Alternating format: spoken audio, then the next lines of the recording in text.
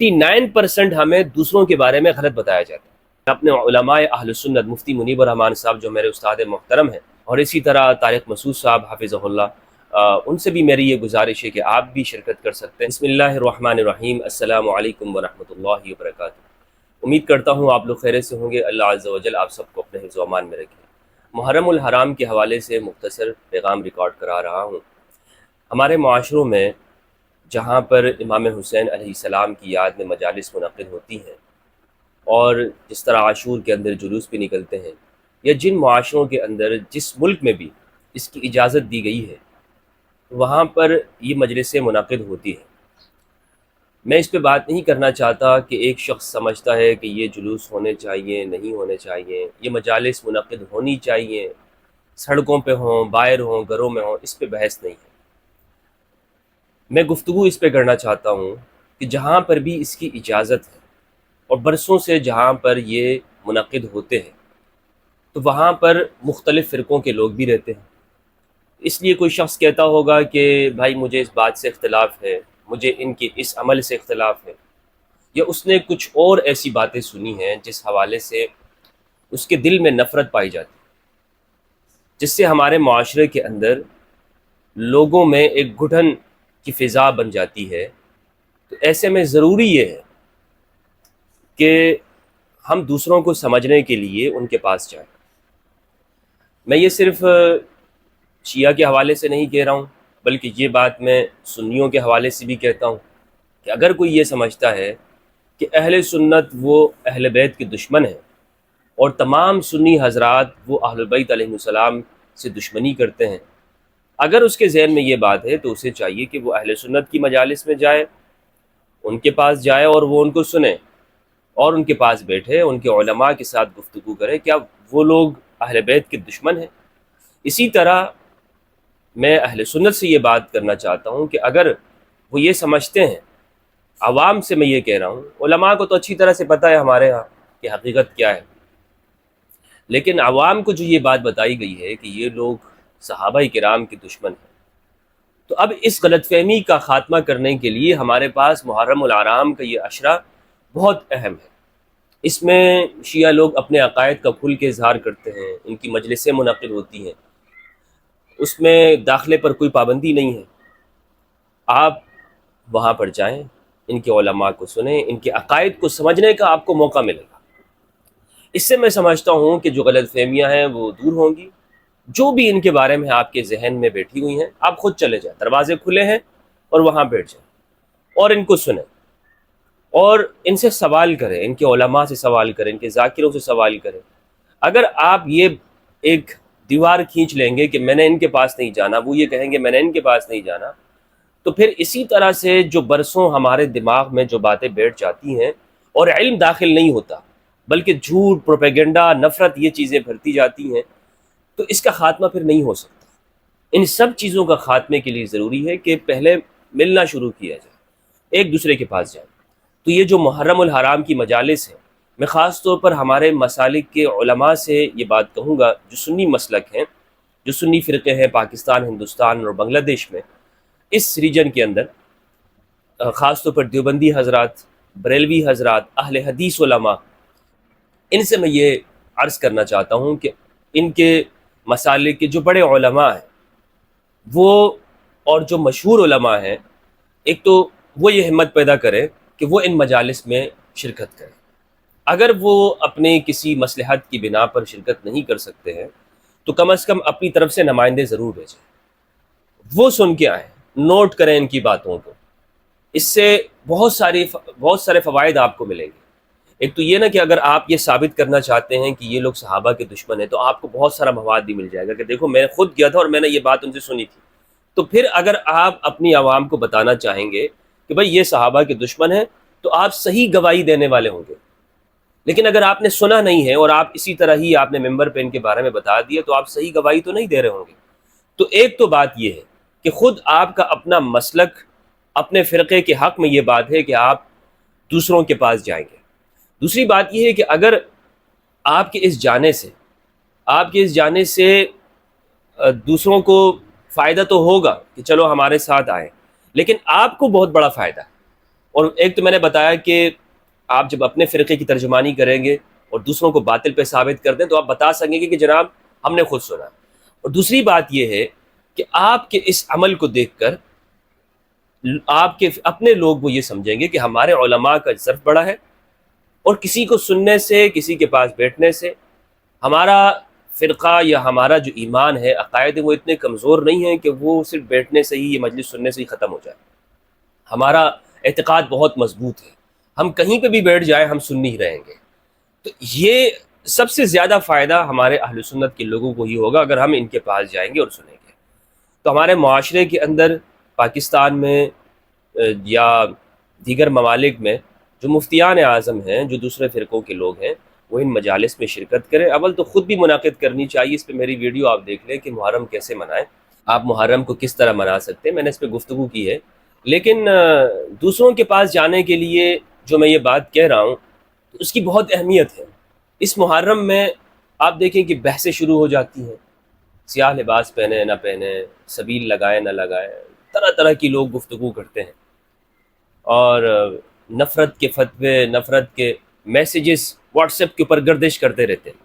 بتائیے وہ لوگ جو صحابہ کی توہین کرتے ہیں ان کو مسلمان کہہ سکتے ہیں کہ نہیں کہہ سکتے؟ صحابہ کی گستاخی کرنے والے کافر ہیں، مرتد ہیں. یہاں کراچی میں یکم محرم الحرام کو ایک سیاسی جلسہ منعقد ہوتا ہے حضرت عمر کی شہادت کے حوالے سے.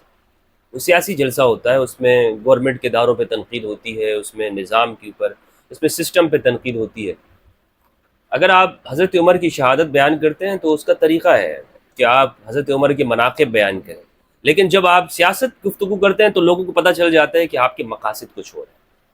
تو اس لیے میں عرض یہ کرنا چاہتا ہوں کہ ہم جب ایک دوسرے کے پاس جائیں گے تو اس طرح کی باتیں جو ہم نے سنی ہوئی ہیں کہ یہ لوگ صحابہ کے دشمن ہیں، میں یہ سمجھتا ہوں کہ ہماری غلط فہمیاں دور ہوں گی. اور خود میرے ذہن میں غلط فہمیاں تھی.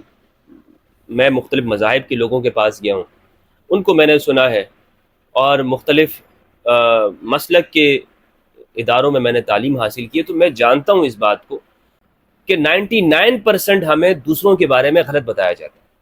99%.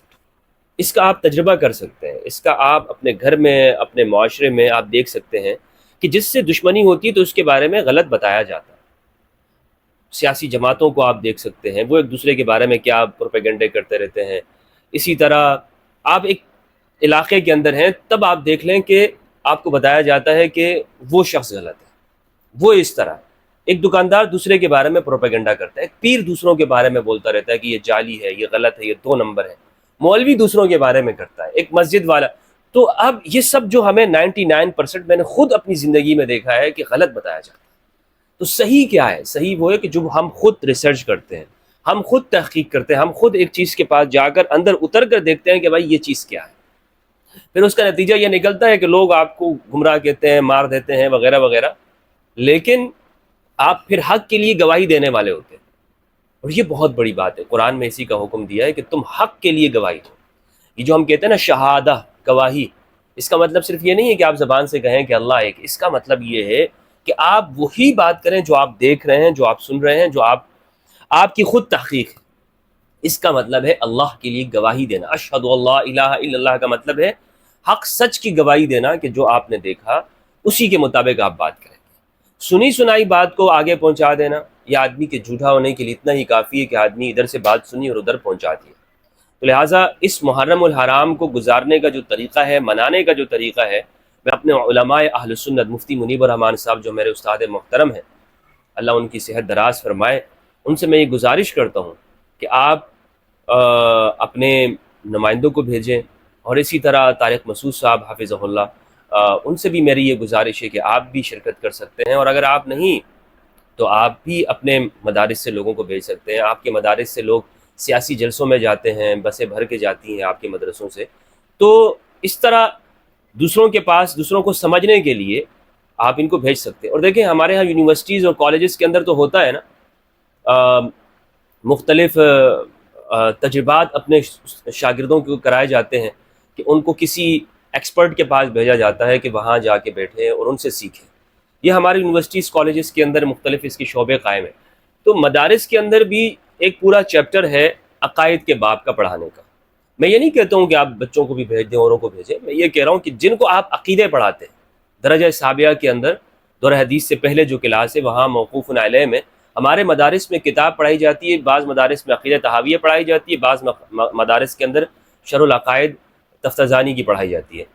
تو بہرحال وہاں پہ جب ان سے گفتگو ہوتی ہے دوسروں کے عقیدوں کے بارے میں، آپ کو ان طلباء کو چاہیے کہ آپ ان کو دکھائیں، دوسرے فرقوں کے پاس بھیجیں، ان کے اداروں میں بھیجیں، ان لوگوں کے پاس بھیجیں، تاکہ اس سے وہ خود سمجھ سکیں کہ جناب یہ لوگ کیا ہیں، یہ کیا ہے۔ اور یہ پاکستان ہے، بہت حساس ٹاپک ہے، بہت حساس بات ہے، لیکن اس طرف ہمیں آنے کے لیے انشاءاللہ آہستہ آہستہ ہم آئیں گے، وقت تو لگے گا، لیکن انشاءاللہ عز و جل میں یہ سمجھتا ہوں کہ ہمارے ملک کے اندر جو حالات ہیں، جو فرقہ وارانہ کشیدگی ہوتی ہے، اس کے خاتمے کے اندر یہ اہم کردار ادا کرے گا کہ ہم دوسروں کے پاس جائیں گے، اٹھیں گے، بیٹھیں گے، ان کو سنیں گے، ان کے معبد کا، ان کی عبادت گاہوں کا، ان کی مساجد، ان کا وزٹ کریں گے اور اپنی آنکھوں کو کھولیں گے۔ تو یہ تمام علماء کرام سے میری گزارش انشاءاللہ عز و جل، میں خود بھی شرکت کروں گا اپنی مصروفیات میں سے وقت نکال کے، اور دوسروں کو بھی میری عام دعوت ہے، اہل سنت کی عوام کو، آپ یہ سمجھتے ہیں نا، آپ کو بتایا جاتا ہے کہ یہ سبیل کے اندر وغیرہ وغیرہ چیزیں ڈالتے ہیں، تو جا کے خود دیکھ لیں ایک مرتبہ، آپ کو کسی نے روکا تو نہیں ہے، آپ کے پاس موبائل ہے، موبائل لیجئے اور جا کے وہاں ویڈیو بنائیے، دیکھیے کہ بھائی وہ سبیل کس طرح تیار کرتے ہیں۔ آپ کو یہ بتایا جاتا ہے کہ جناب یہ لوگ اس میں پیشاب وغیرہ ڈالتے ہیں وغیرہ وغیرہ ذوالجناح کا، آپ جائیں اپنی ویڈیو موبائل لیں اور ویڈیو بنا دیں اور پھر خود دیکھ کے آئیں۔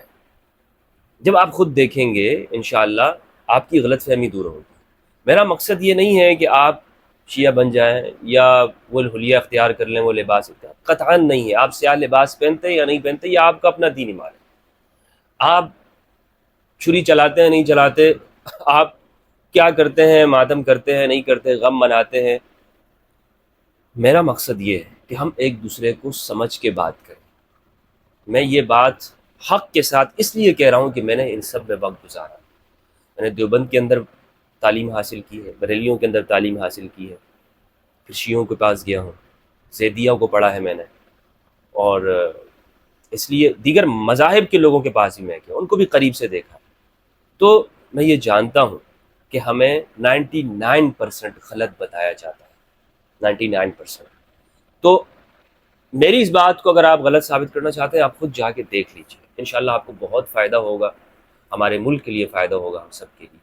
اللہ سبحانہ و تعالیٰ سے دعا ہے کہ پروردگار ہمیں حق سچ کہنے کی توفیق عطا فرمائے، قرآن مجید میں تدبر کرنے اور اہل بیت علیہ السلام کی معرفت عطا فرمائے۔ السلام علیکم ورحمۃ اللہ